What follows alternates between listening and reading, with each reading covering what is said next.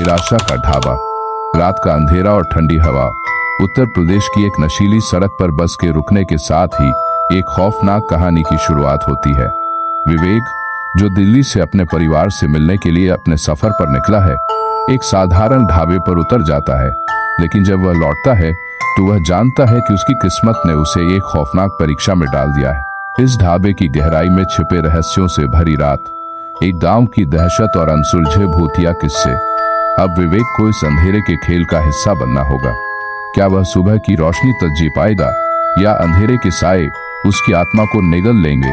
क्या आप तैयार हैं उस डरावने सफर के लिए जो एक ढाबे की आड़ में छिपी खौफनाक सच्चाई को उजागर करेगा? सुनिए, अगर आप हिम्मत जुटा सकते हैं। बस उत्तर प्रदेश की टेढ़ी मेढ़ी सड़कों पर धक्के खाते हुए चल रही थी। इसके हेडलाइट्स अंधेरे में एक फीली तलवार की तरह से खामोशी को चीर रही थीं। विवेक खिड़की के पास बैठा था। उसका दिल खुशी से धड़क रहा था क्योंकि वह दिल्ली से अपने परिवार से मिलने के लिए उत्तर प्रदेश जा रहा था।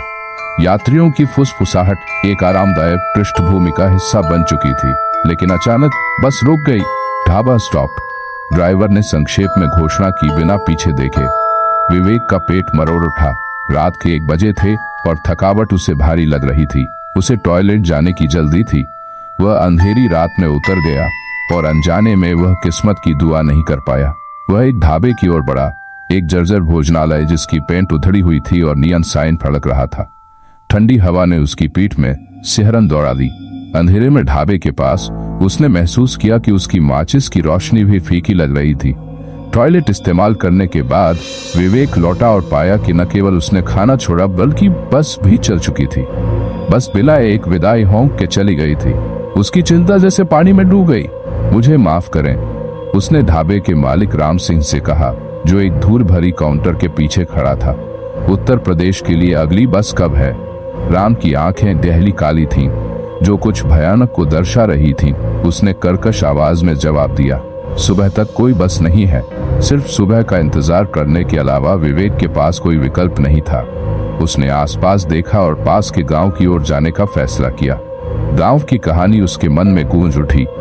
ऐसा जगह जहां अंधेरा हावी रहता है, वह अनजानी सच्चाइयों की ओर बढ़ा जैसे किसी अवरुद्ध सीमा को पार कर रहा हो। गांव एक प्राचीन जानवर की तरह प्रतीत हो रहा था, जैसे वह अपने शिकार का इंतजार कर रहा हो। घर झुके हुए थे और घास ने जीवन की हर संकेत को दबा दिया था। जैसे ही विवेक गांव के भीतर गया, उसके अंदर एक अजीब सी बेचैनी घर कर गई। यहाँ कोई हंसी नहीं थी, बस रात की हवा द्वारा उड़ाए गए दूर से आते हुए फुसफुसाहटें जो महसूस हो रही थीं, जैसे वे खुद आत्मा की तरह समझदार हों। तब विवेक ने समझा कि क्यों गांव वाले रात के समय बाहर नहीं निकलते। कहानियां बताती थीं कि छायाएं अविवेकी आत्माओं को पकड़ती हैं, जिन्हें शांति की तलाश होती है या शायद बस कंपनी चाहिए होती है। उसे हर कदम पर डर का एहसास हो रहा था, लेकिन डेस्परेशन उसे आगे बढ़ा रही थी। उसे गर्मी और स्वागत की कोई निशानी नहीं मिल रही थी। वह वापस राम के ढाबे पर लौटा, लेकिन अब अंधेरा और भी गहरा हो गया था, जैसे यह पूरी उम्मीद को निगल चुका हो। वहां अजीब घटनाएं होने लगी।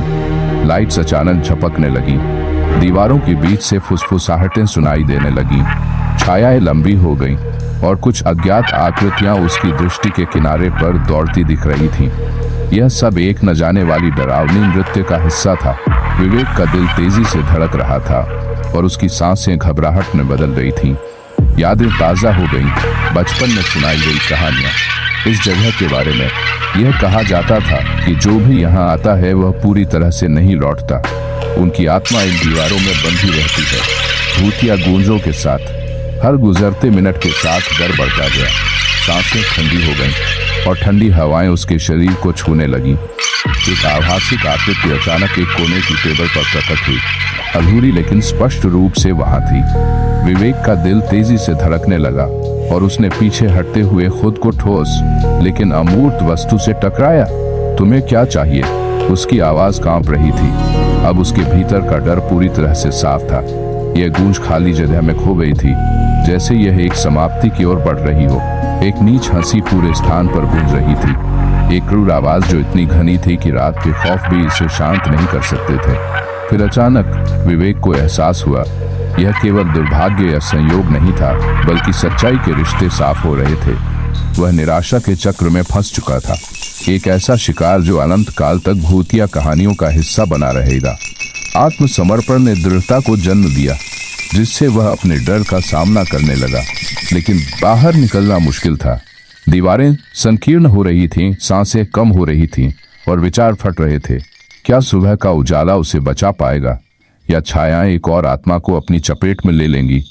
जैसे खौफनाक चीखें वातावरण में भर गईं, यह स्पष्ट हो गया कि अंधेरे के साए एक और आत्मा को निगलने के लिए तैयार हैं, जहां केवल सूरज की किरणें ही कभी पहुंच सकती हैं।